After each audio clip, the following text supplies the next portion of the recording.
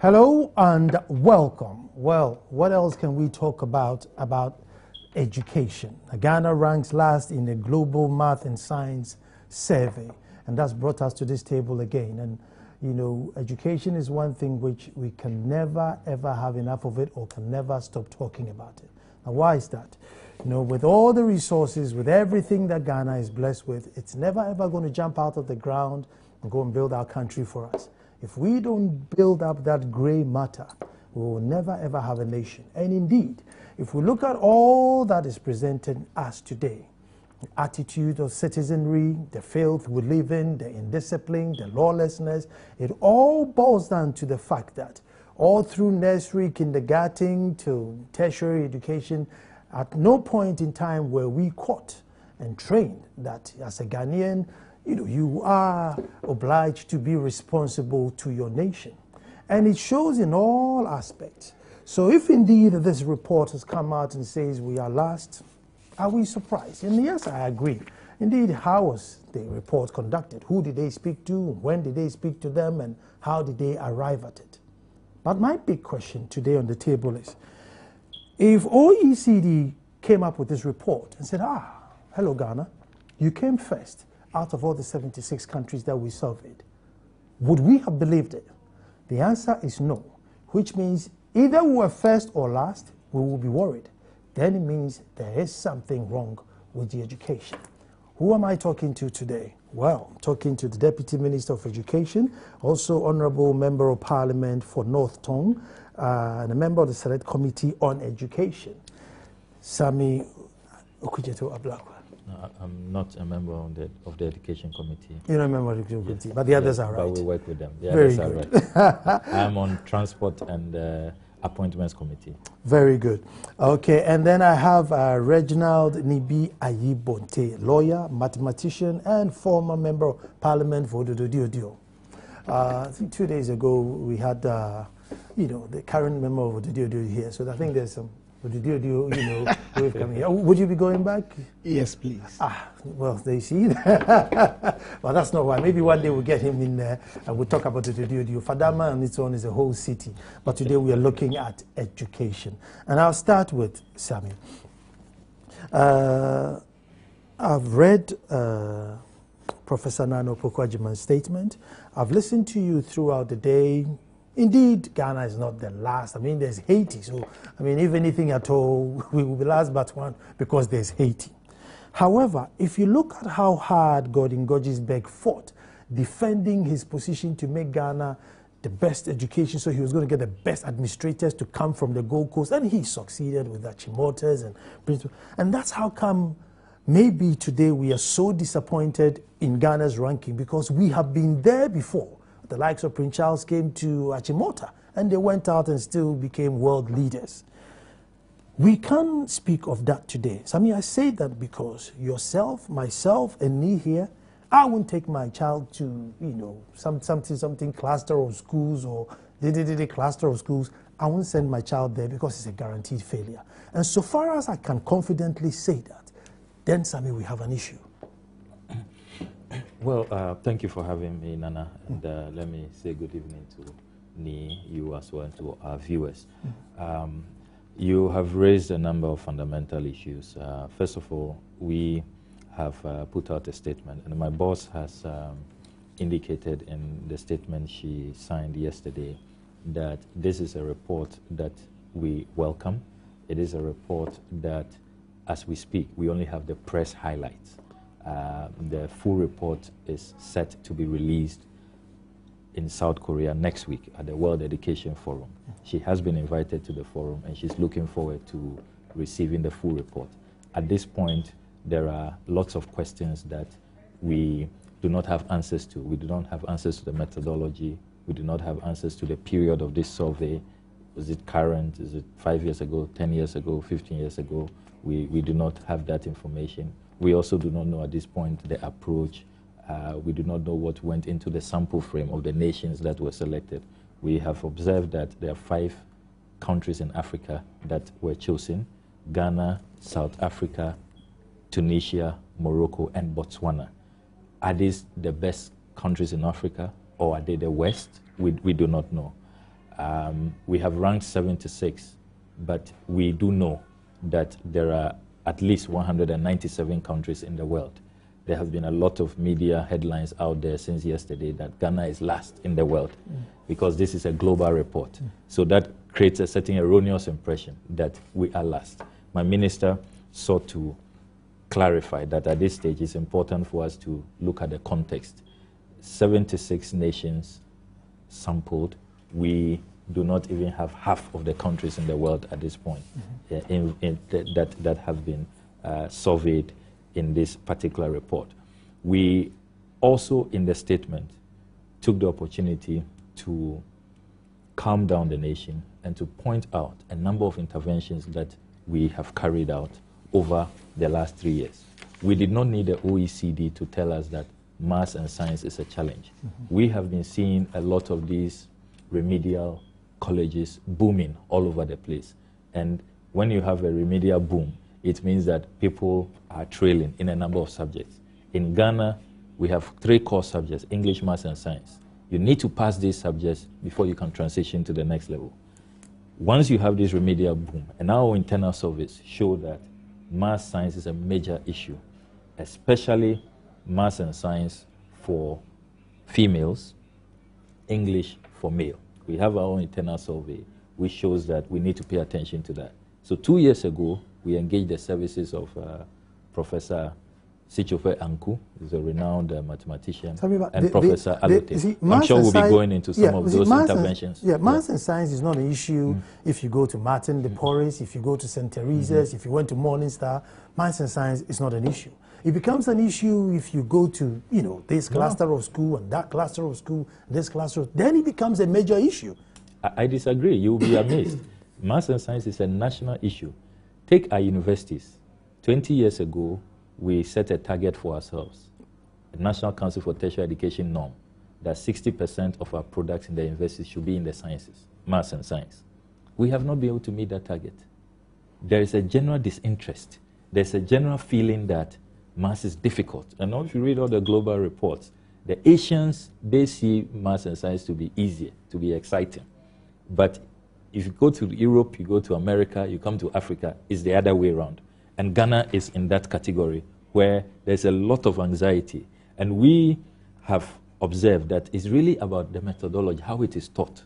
And that's why we engage these two professors to simplify it, to retrain our maths teachers. And as I speak, there are boot camps going on where 1,000 maths and science teachers are being retrained so that they can change that whole mindset, that view that students have. And we spoke to a lot of them. They said, when I see the maths teacher, I'm depressed the whole day. It's nightmare when it's maths time. We don't want to do maths, mental. And the approach, hard, a ruler or a cane, and they are hitting your head, mental, hot in the morning. 2 times 2 is what? 3 times 2 is what? And you can't get it, you sleep, and that's it. So we intimidate and we scare the children psychologically. We just get them to tune off that they can't do it. So these are the things we want to change. And apart from that, too, we'll be making a lot of investments, which I'm sure we'll come to in the number of maths and science textbooks we've procured over the last couple of years, meeting the people to textbook ratio, the computers that we are distributing, because key component of science is ICT, and you want to make sure that you have enough computers in the system. If you look at our general budget, all the global reports point to the fact that we have met the UNESCO target of at least 6% of GDP. We exceed that target in a number of years. But it goes to remuneration rather than, the books and the science materials that the children have to use. So yes, we have reached the target, but it's not going down to do the reason why we set that target, and that's an issue. Yes, you are right to say that majority of the interventions financially goes into remuneration. That is critical. You need to also keep the teachers motivated. And we are happy to say that the biggest workforce in Ghana is the teaching profession. It's important to keep them resourced, keep them motivated to carry out their assignments. But if you look at the GET Fund, the GET Fund has come in since the year 2000 to really supplement, and it's playing a critical role. On the average, every year you have about 700 to 800 million cedis for infrastructure, and we really focus on infrastructure. And it's really coming to help us with this, our elimination of schools under tree intervention, expansion of our senior high schools and other tertiary institutions. Let me bring Reginald in here. Reginald, if you are not fortunate to take your son or your daughter or your ward to these quote-unquote international schools, the chances of them succeeding is too small. I always tell this story of Professor Barima, who went to school in Abomusu. Nursery, came to Chebi, from Chebi to, then it was Gold Coast University, from there to Cambridge, excelled and came back as a professor. Today, if I give birth to a son in Abomusu to go to nursery and come to Chebi, they won't make it to Legon, let alone Cambridge and come back. And it's the general. So we have a big issue that we need to address. Well, I agree with you to some extent. Good. I attended Kimbu Boys Middle School. How far back? That was in 1977. Thank you very much. And so let's fast forward to 2015. Yes. I went to Kimbu Boys Middle School. I sat the common entrance. I was a very good math student. I went to Accra Academy from Saito. And in 1982, I was the best math and math student in Accra Academy.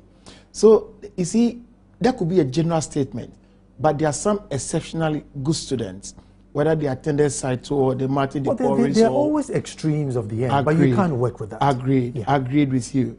But you see, being a math teacher myself, I've realized that those who should actually teach mathematics are not in the classroom.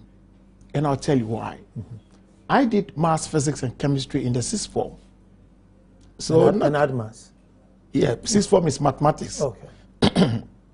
Then I didn't read mathematics. I didn't read physics. I didn't read chemistry.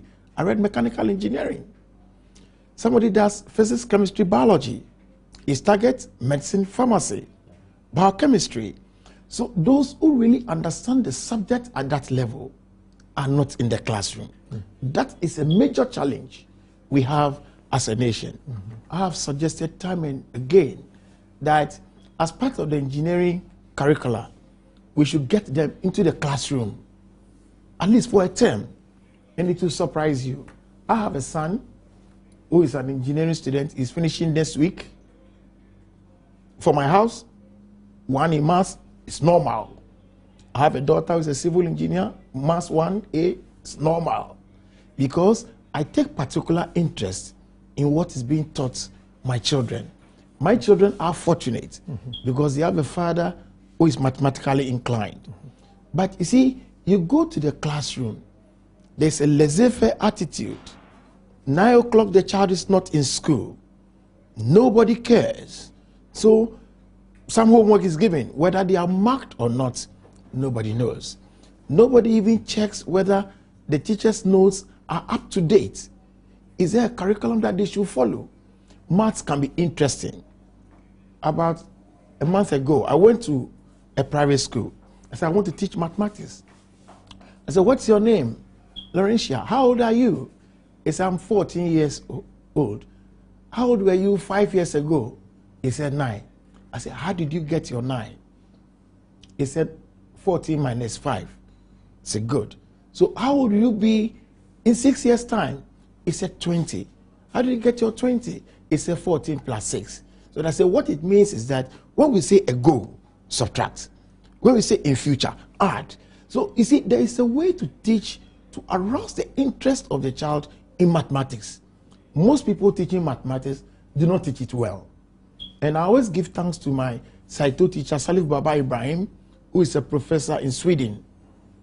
When I got to secondary school, I asked myself, is that a secondary school mathematics? I've been taught everything. I know everything. You meet a student. What is 65? So where did we go wrong?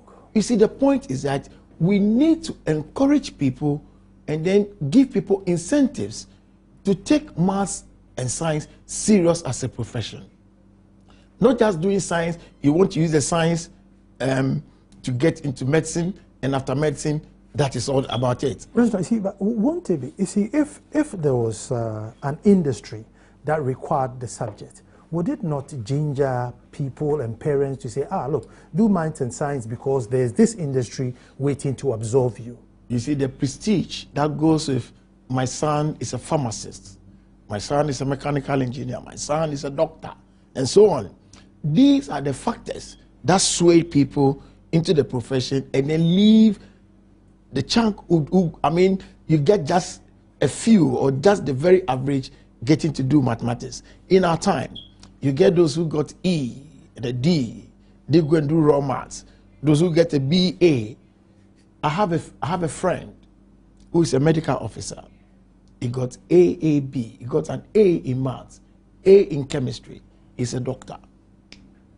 You getting my point? Mm-hmm. So it's like we cherish those professions and we do not pay much attention to those who must study the subject and then teach it at that level. You see, you are talking about people who have to do extreme maths to do engineering and stuff. But what we're talking about is that in all fields, we need basic maths and science, which we are unable to achieve. Agreed. So that's where our issue is now. Yours is a different story, where you need extreme science to become a doctor or an engineer. But we just need the basic just to even be a receptionist. You see, I'll tell you, the basic is that how is the subject presented? How is the thing done? You see, you must make the subject interesting. If the student is interested in what is being taught, then he'll be curious. He wants to find out, oh, I did this. Is it the same as this? The child will be asking questions. If the child just sits in, 20% is this. And you should be able to explain to the child what it means. You see, parents must also help their words in the house. No, as for parents, don't say that, because most parents themselves have a challenge. And I'm sure Sammy will tell you. I mean, mommy is a fishmonger, unfortunately, probably second generation sleeping on the streets. He just managed to. I will tell you, if you have a child, sending your child is not a sin. Kofi, I want to buy you a pair of shoes. I'm told it's 25 cedis.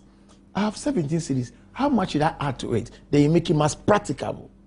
Practical to the student. But you're assuming that every parent is like us sat here. But no, but you see, I have an illiterate mother, and I'm not ashamed to say that at all. My mom used to sell tea, and I will sell tea. You tell me, those times, we call it 2.5 pesos. My brother throw, botak pempanyo. My tea, 1 peso. And I'll tell you, if you give me 10 pesos, I'll give you the change without mistake. You see, so even as you send your child, you'll be learning. So how much did the woman give to you? No, go back and tell the woman that the change should have been this. So as the child even goes to the market, you send him. He learns a lot. Let me bring Sammy in here. Sammy, you see, Reginald is speaking as if every parent is responsible. We have a lot of unfortunate parents, if I may say, who have given birth. And now, because of free education, they have to go to school. You dare not come and tell your mom what your homework was. So now, the teacher is bearing all the responsibility of bringing this child up. And that's where our dilemma is. The teacher is unable to teach the child mathematics for the child to fall in love with it. The nation also requires this child that basic so that you can, help us to develop. So that's our dilemma. And where do we go from there? It's a very important issue he raises. We have said that if you look at the hours in a day, the majority of the time that the child has is spent at home, especially at the basic level, pre-tertiary, pre-second cycle. So parents and guardians have a critical role to play. But we must admit that in a lot of homes, there are challenges. Sometimes, there are even no parents around. Some are orphans. Some are too busy with the hardships of the times that they do not think that education is a priority. So what we have done is that we have asked that in every district, there should be a district education oversight committee. It's in the Education Act. So we've reactivated this. And we are saying that education should be a communal business so that beyond the school environment, opinion leaders, chiefs, queen mothers, everybody should play a role in making sure that they are able to get the child to be serious that if it is school going hours and the child is not in school, you make sure that the child goes to school and the child is not allowed to go to the market on market day. It's a good job you raised that. It's a good job you raised that. I mean, if I went to the market at any given time, there are kayayis and there are 6 years and 8 years and traffic lights. And the traffic light, they actually share the traffic lights with the police. That's true. That's true. And that's why we abolished the shift system, because we noticed it was a major contributing factor. You meet the child in the day, he says, oh, I'm on the afternoon shift. When you meet him in the morning, you meet him in the afternoon, he says, oh, I was in the morning shift, I've gone to school already. And it was difficult to really check, So we've abolished the shift system. We're making sure that between 8 and 2 p.m., you should be in school. You have no excuse to be in the market, to be playing truant anywhere else. We have also said that what we need to do at this point is to have a new minimum requirement. So though the West Africa Examination Council says that an F is a failure, we have raised the bar over the last 4 or 5 years. We have raised the bar to D7. So you must get A1 to C6. That is the pass. Without A1 to C6 in core English, Maths and Science, and then your 3 electives, you cannot transition to the next level. You can't go to a college of education. You can't go to a polytechnic. You can't enter a university. So it should tell you that we believe strongly that as for Maths, English, and Science, I mean, it's basic. You need it everywhere, regardless of what profession. Even if you want to be a carpenter, your measurement must be accurate. We don't want to sit on your bench and then we are falling, we are shaking. If you want to be a seamstress, you want to be a tailor, you must basic measurement, basic mathematics, you need it. That is why we've raised the bar. And there's been a lot of complaints. People saying that, oh, it's too stiff and that D7 should be allowed, E8 should be allowed. But we are saying no, we are maintaining that the National Accreditation Board has come out with those guidelines and we should all support it. He also makes a very important point about how we teach mathematics, how all of us should try to demystify it. All over our schools, who are considered the maths and science sharks, as we refer to them, they are people we refer to as geniuses. So we accept it that, okay, it's good to be bad in maths if you are an average student, if you are a normal student. It's only the geniuses, those who are extra sharp, who come from maths. They are the best maths and science students. That is what we want to demystify. And it comes from the teacher. He makes the point also about those who are the maths teachers, who are the science teachers. Are we sure they are the best? Some even will generalize and say that even the people who are teaching, are we sure that they are the best people who should be teaching? These are arguments which can go on, and they've been around for a very long time. But we believe that our colleges of education, we have 38 public colleges of education, they are able to transform everybody. Once you have the passion, once you have the desire to teach, you should be able to be taken through the methodology, be taken through the curriculum, so that you can come to accept what kinds of methods, what kinds of approach you should use. So we think that this issue is a major issue that all of us need to play a role. I think there's also a certain generalization that now, as for the public school system, is a basket case. I was in a public basic school.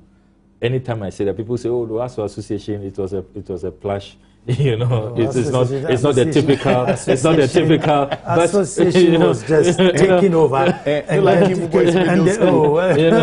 what many people say.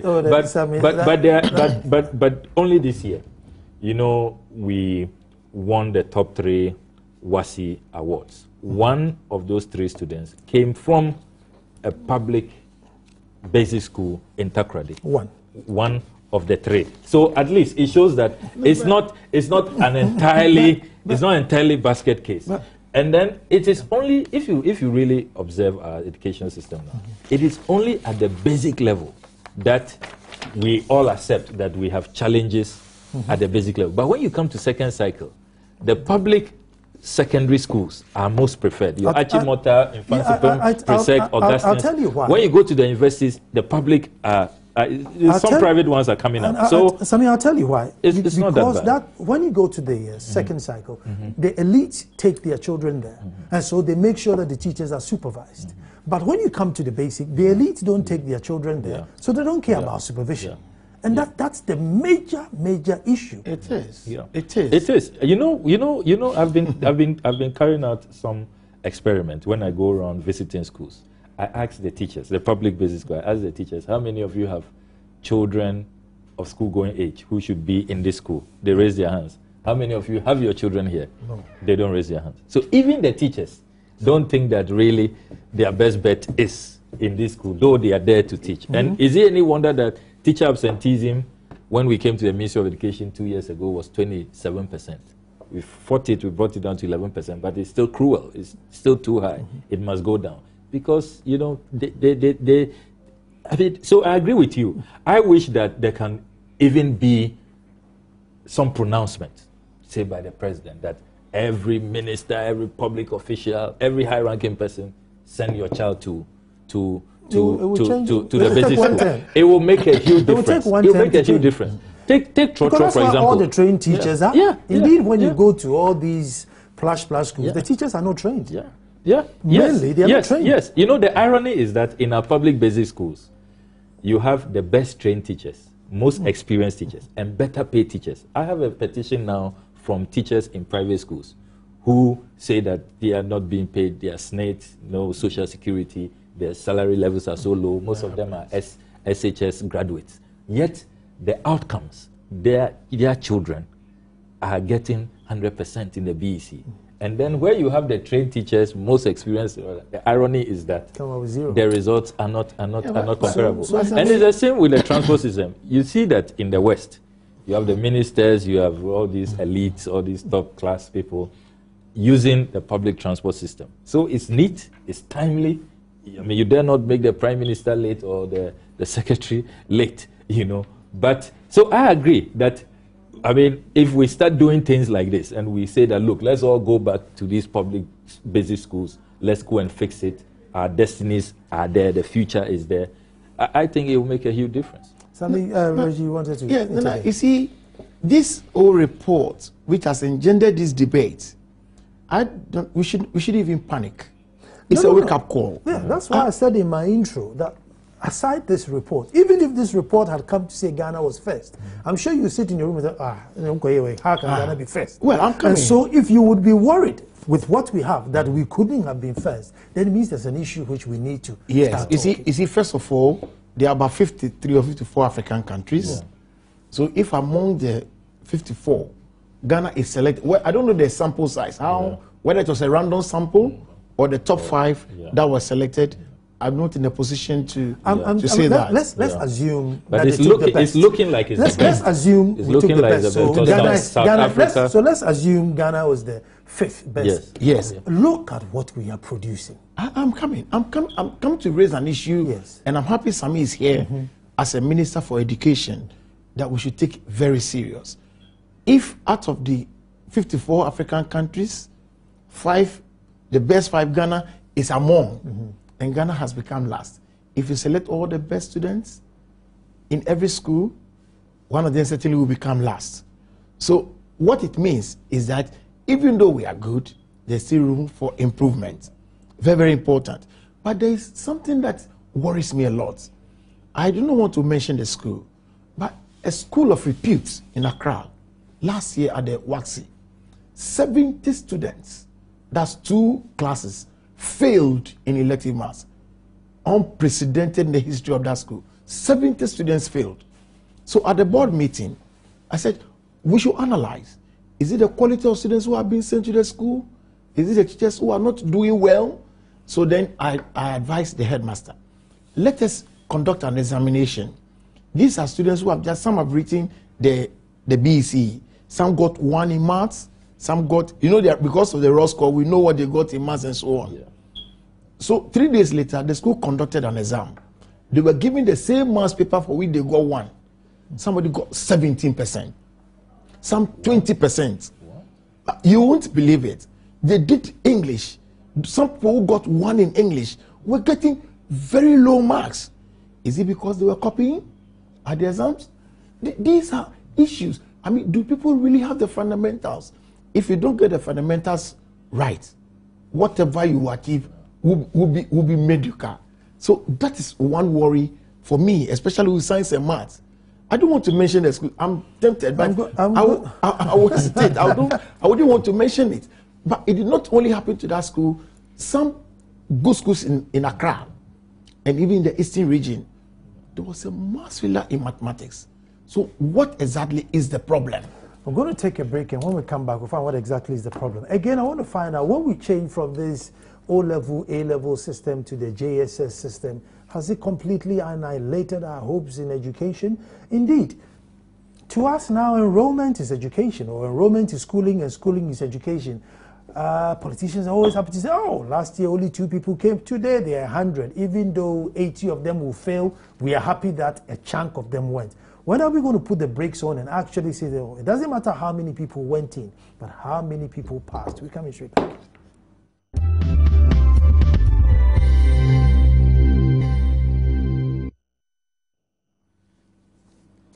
Thank you very much for staying, and we are looking at Ghana's education system. The whole conversation has arisen from, our ranking at 76, of this survey. But I just want us to forget about that and, look at what it is. Assuming the report didn't come at all, what do we have on our hands? That's what I want us to talk about. And you've put some comments on Facebook, so I'll catch up with a couple. Go to Joy News and post your comment there. This one says, has the minister come down to check whether they have totally abolished the shift system? Because there are some schools which are still running the shift system.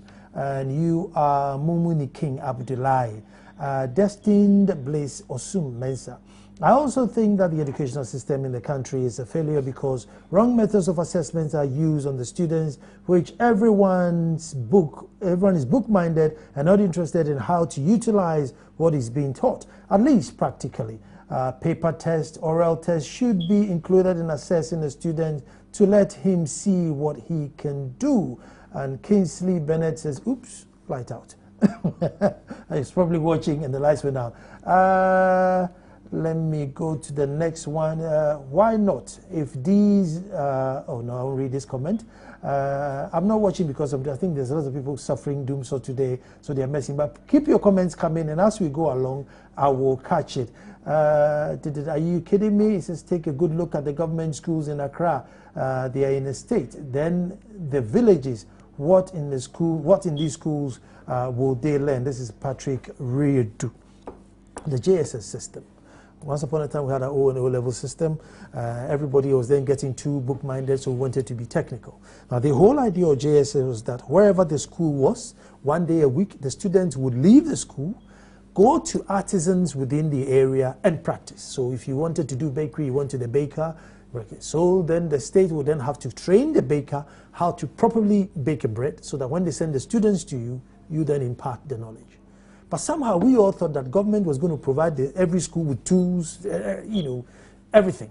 And as we speak now, they say, oh, we don't have tools. I'm doing carpentry, but I don't have a saw. I'm doing masonry. I don't have a cement, and then they finish the school and they haven't learned anything. And it still hasn't happened where localities will send students out to whatever, if you're a mechanic, whatever, to go and do it.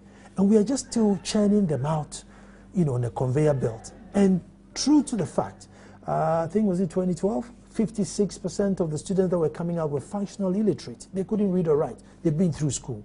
I mean, that is dangerous, I mean. And I think there should be a revolution. We should admit to ourselves and really cause a revolution and do something. The junior secondary school system was as a result of an educational reform which was carried out.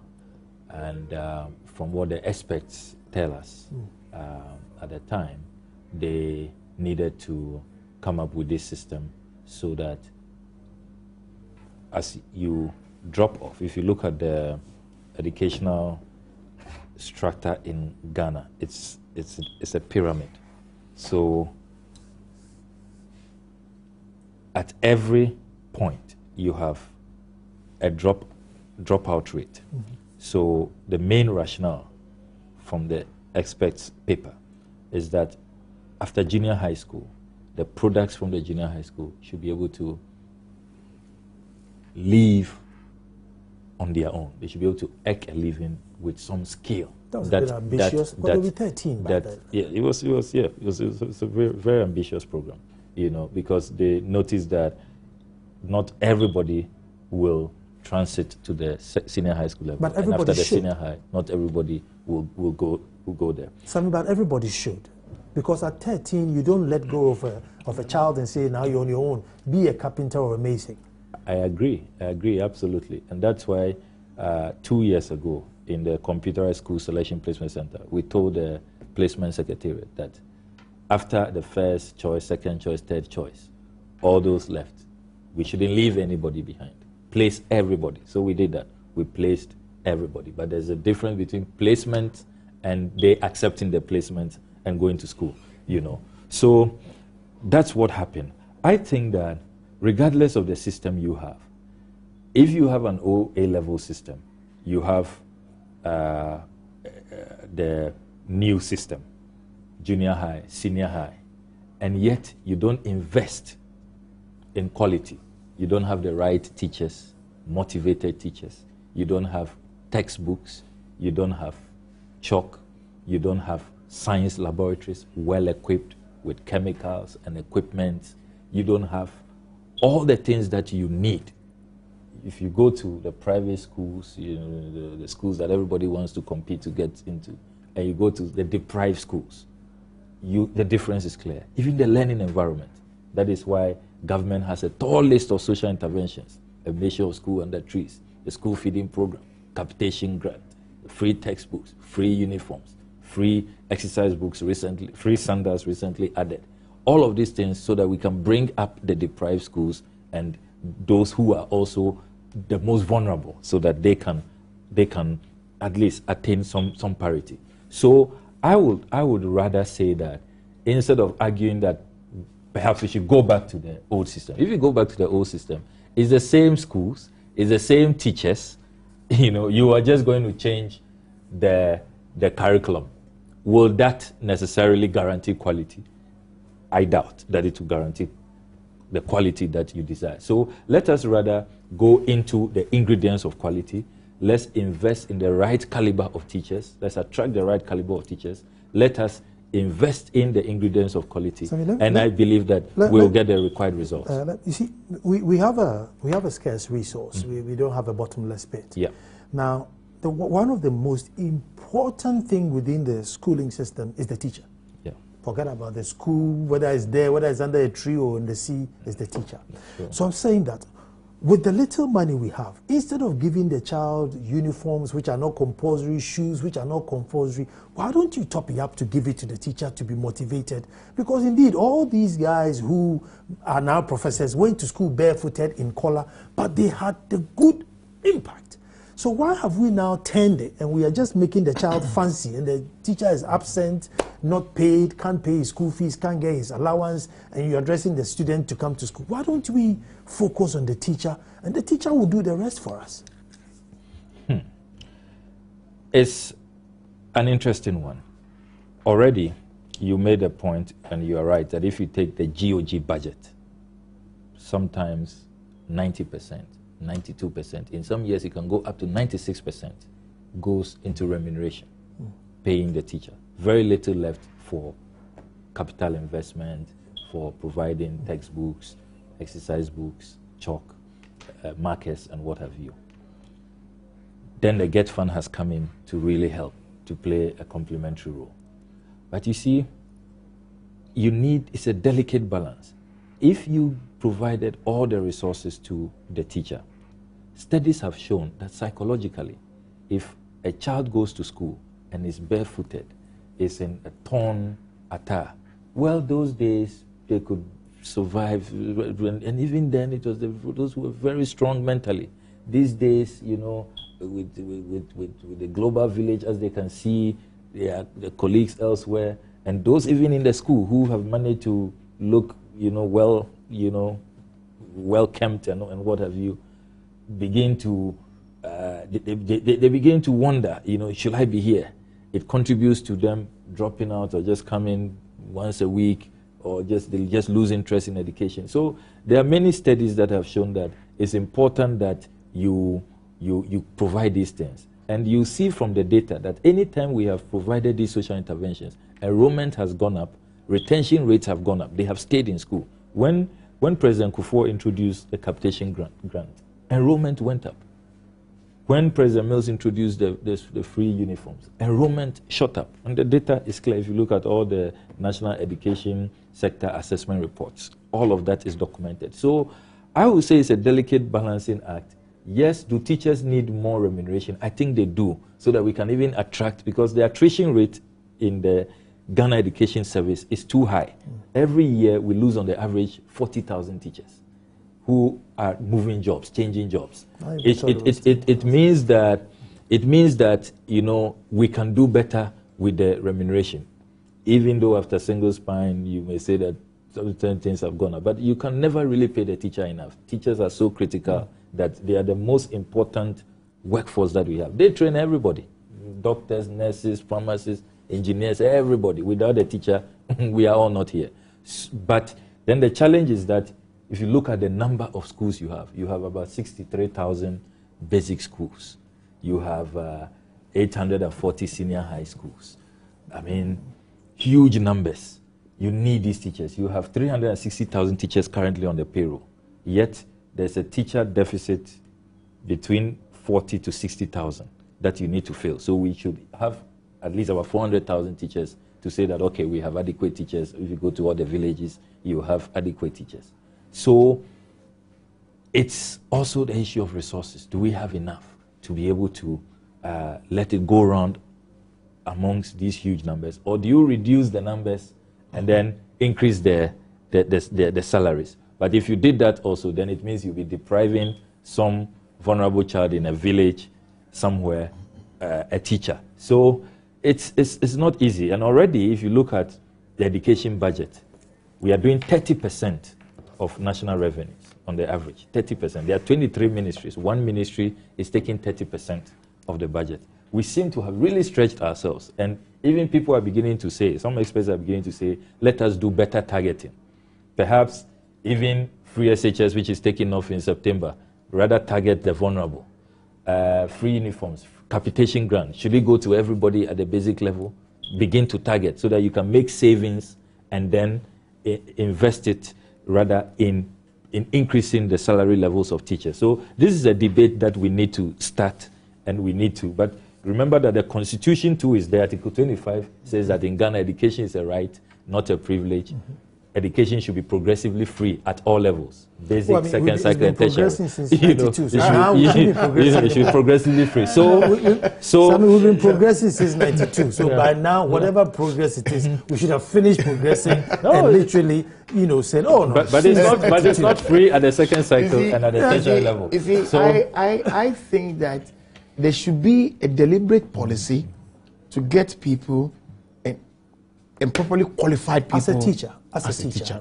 And you are a qualified teacher. Would you want a better pay, or would you want all your students nicely in uniforms? I want to be motivated. And you can motivate whoever comes to you. Yes, you see, the point is that there's a deliberate policy that every doctor should have a car. Government will provide some means of transport for, and you go to the state house there. A lot of cars are parked from Kufuor's era, Atamil's era. Cars are parked. These cars are for doctors. These cars are for nurses. I've never seen any deliberate policy of making sure that teachers even have cars. Can't we make a policy that if you stay in the teaching profession for 10 continuous or 6 continuous years, you also get something from government? The teacher needs a place to lay his head. Some teachers, because they have schools which have accommodation facilities, they will be in there. But when they are retiring, they don't have a place to lay their heads. There should be a deliberate policy to ensure that people are attracted to the teaching profession. I also think that there should be continuous training of trainers. For example, teaching maths better. Every district, I mean, how do you teach polynomial functions better? How do you teach matrices better? Look, I was just talking to Sami off air that people teach the children properties of arithmetic, associative property, commutative property, distributive property. How is it even applied? As I sit down here, if you ask me, Nibi, what is 19 times 17? I will tell you 19 times 17. It is the training of maths and science teachers, what we are discussing in 125 deprived senior high schools. Yeah.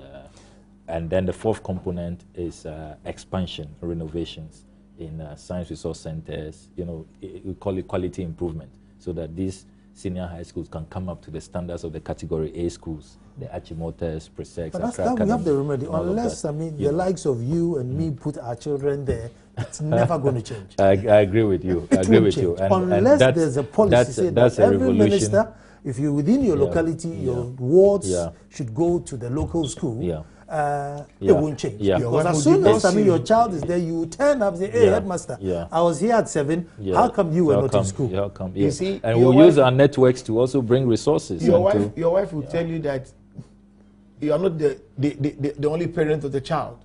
My child will not go to the side.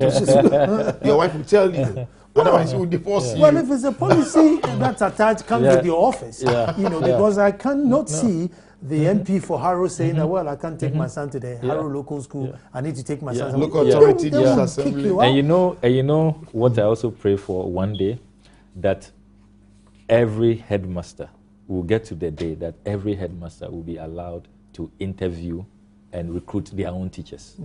Teachers that, and you apply. As it is now, is automatic absorption and automatic placements across. Let me deviate a bit. On the Super Morning Show, myself, your boss, Professor Nanopo Kwajima, he says something profound, and I've repeated this so much. He says the Ghana education system is such that by the time you finish school, you're completely diseducated. It is very true, Sami. If you drive, look at the attitude of drivers. If you go to office, if you look at the attitude of... And those are all people who have been to school. Even if you look at the number of people who leave their homes and go and ease themselves in the open, have been to school. Our system is diseducating us. So when are we going to put the brakes on, leave out all the excuses, and educate children? I mean, is there any plan like that? Before Sami answers this question, I have a video from one of my WhatsApp messages, somewhere in the Western region, and a reporter asked a child, give me the name of one minister in Ghana. I saw that. Then the person said, Prophet Mahama. I was shocked.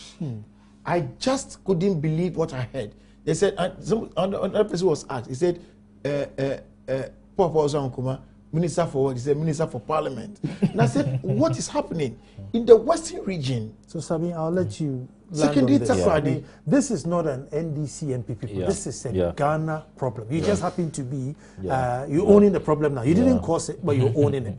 So what can we do? I think that we have to take a second look at our curriculum, the content of what we are teaching. Oh, you have the power to do that? Yes, we have begun, we've set up a committee to look at that. We are not paying attention to civics any longer, to all these intangibles, discipline, you know, orderliness, cleanliness, and all of that. It's not just about math, science, social studies, you know, engineering or pharmacy. There are certain things that are the foundation that you need. Then the other things, the profession, the career, are just the superstructure. Because you can always change jobs. You can always develop a new interest at any point in time in your life. But there are certain things which must be with you and will be with you forever. So we are paying attention to that. We think that that is what really...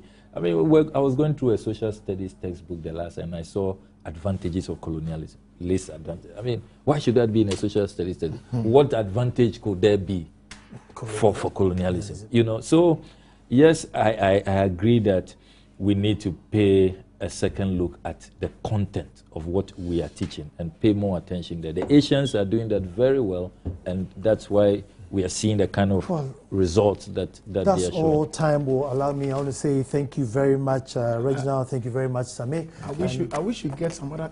We need to continue this, and I'm sure Famous will help us out. Yes. I want to say thank you very much to Tanti's Fashion, who care to see my design, my shirt design. Their number is 0324662010. So you can give them a call if you want to look sharp. Thank you very much to Famous, Nee, and Jennifer for doing the production, Azalu for doing the direction, and the beautiful cameraman. But education. I hope that we'll make a segment on this show that at least twice a month or once a month we'll bring this issue down and Jojo till we get to the end of it. Folks, thank you very much. And as I always say, tomorrow we'll be back to do this all over again. Thanks for watching.